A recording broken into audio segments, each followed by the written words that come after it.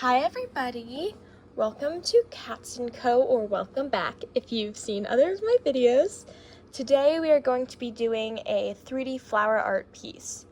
And 3D flower art is a bit of a unique art form. It is basically a bunch of fabric flowers all put together on a canvas. I tend to glue it down, and it's all arranged in a nice pretty area, and I really enjoy making it, and it's just awesome, you know? I don't have another explanation for it. So this specific piece that you're seeing me make here is a yellowy orange and pink and green piece, and I have a bunch of different types of flowers here. I kind of just have like a couple baskets that I just kind of pull from to create pieces, and the reason I haven't been making as many flower arts recently is because, I don't know, whenever I go down there, I'm like, I'm not seeing a piece. I don't make flower art unless I have something to make out of what I have. And sometimes it takes me a while to build up enough flowers to just be able to grab a bunch of stuff and put it together. So that's why I generally don't have as much with me right now at craft shows, is because I don't feel like there's stuff ready for me to create. And if you've ever been to a craft store and you look at the fabric flower sections, you will know they are not cheap. So I tend to only buy when there's a sale, or, you know, when I just see something and I'm like, I must have that. It's so pretty. I need to have it. I need to make something with it. It needs to go in my baskets. And you know, it's not always what happens when I go to craft stores, because I do tend to avoid them, because that is how I spend all my money, is at craft stores. But I love making flower art. It is definitely one of my passions in life, is just to create this. So how I make it is I basically arrange a bunch of flowers, I cut off the ends of them, and I glue them onto fabric. I'm keeping that in because I don't feel like re-recording again. So I basically arrange the flowers and then I glue them down. That's how it works. It's pretty simple, but not every flower combination works, and you know, it takes a lot to kind of see it, and I sometimes see it in my head, and sometimes I just sit down with flowers and I kind of arrange it and I'm like, that looks cool, and I continue on going. So yeah, similar to my acrylic pour art, it's definitely a go with the flow type of art. It's very abstract, it's very unique, you know, each of my pieces is completely unique. You will not find another piece that is like that, because I do not make the same piece twice. And if I do have what I like to call sister sets, they are not the same. There is something different about them, because I don't make things that are the same ever. And the reason you won't find this stuff on my website or promote it as much online is because it's really hard to sell on the internet, because it's really hard to photograph really nicely, because the lighting is weird, it always casts shadows, and we just haven't quite figured out how to get those, you know, picture perfect photos that you see on other artists' websites for my artwork quite yet, specifically the flower art.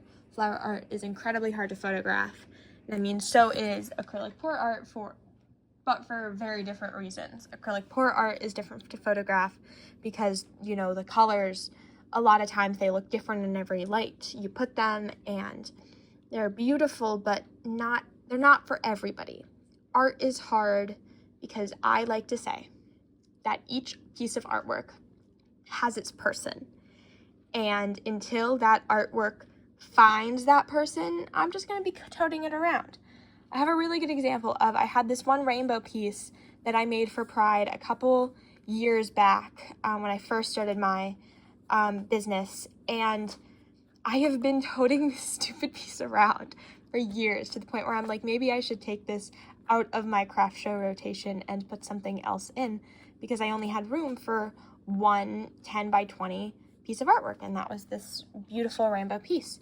And then I had it with me a couple weeks ago, and it sold. The guy walked right up, was like, how much is that? I told him, and he was like, I'll take it. I'm like, alrighty then.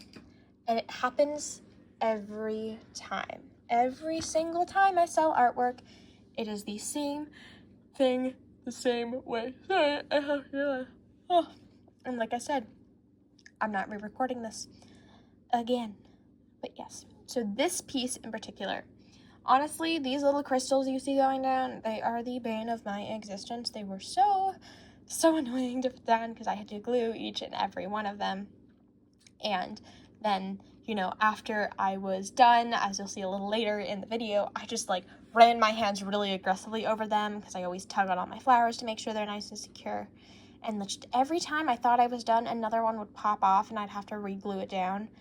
And don't worry, by the time I was done, not a single one of these stupid beads is popping off ever again. They are so glued down, I think half of the weight of this painting is glue. Because this is probably one of the heaviest paintings I have ever made because of the weight of these stones and the glue used to hold them onto the canvas. But yeah, this is honestly one of my, I think one of my favorite pieces that I've done recently. I just really enjoy how it turned out and how it ended up looking. I really liked the contrast of the pink and the yellow versus the green and how stark of a transition it was. I honestly thought it kind of looked a little bit like, almost like a sea or a pond transitioning into a field of flowers. And it looked so cool. You know, I really enjoy it. And that's the beauty of abstract art is, you know, you see such unique things in it and not everyone is going to see the same things. And it's just, I love abstract art because it's so fun. So as you can see, the reason I'm not narrating this in person is because I watch YouTube videos while I do this, just like most of my other things that I do with this business is I am pretty much constantly listening to a YouTube video because, you know, good old ADHD, I need multiple things happening at the same time. If I could, I would be listening to a YouTube video while I'm recording this, but that sounds like a great way to not be able to post this on YouTube, because, you know, that's where this is gonna go. But if you like to see more of art like this, please let me know, because I will make more videos like this in the future. And let me know what you want to see next week. Not that we are kind of getting towards the end of the video, but this is not the end of the video, so stay tuned. But I'm just kind of wondering, like, what all do you want to see? Do you want to see me making candles? I do plan on making a video for acrylic pour art, and I might actually do that in person and narrate and show the whole process. I'm not sure. Whenever I try to do those videos, I tend to get halfway through and then kind of give up because I forget to film something, and then I'm like, oh, well, no, too late now. So filming videos like this kind of works a little better for me and my ADHD, but if you like that type of video and you want to see it, I will try. I will try really hard, and I will do that for you. So here you can see, this is the annoying part I was talking about, of I would just really aggressively run my fingers over and just fix everything that popped off. And this took me like almost like maybe like 15 minutes of me just doing this, because this is sped up pretty fast of me aggressively doing that. And then I would go back in and I would add where I saw a lot of white peeking through, because, you know, I didn't paint the underside of this canvas because I wasn't really going in with a plan. When I paint the canvas, I tend to have a plan in mind of what I'm doing with it.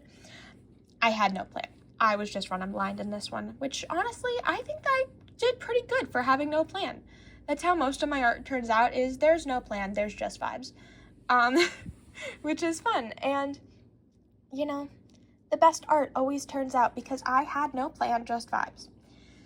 So as you can see, I'm just honestly putting the finishing touches on this piece, and I think it turned out pretty good. I really enjoy how this one turned out. Like I said, you know, every piece has its different person, and if you want to get more information on this piece, I guess leave a comment with like your email or something, and I will reach out. Or message me on my socials, you know, my Instagram, my TikTok, or my Facebook. This is a great time to plug. You should go follow me on all of those places. My TikTok and my Instagram are the same, and my Facebook is just you just gotta search up Cats & Co. So the actual things are linked in the bio. But yeah, if you really liked this video, you should like, subscribe, turn on notifications, do all the things to tell the algorithm that you like me. Yeah, this is just me signing the piece, so all of my pieces are signed.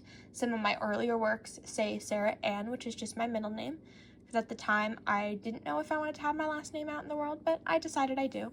So I sign all my pieces and I date all my pieces so you can see just how long I've had some of them. But yeah, that is it. And this is the finished product. Thank you for watching. I hope to see you again.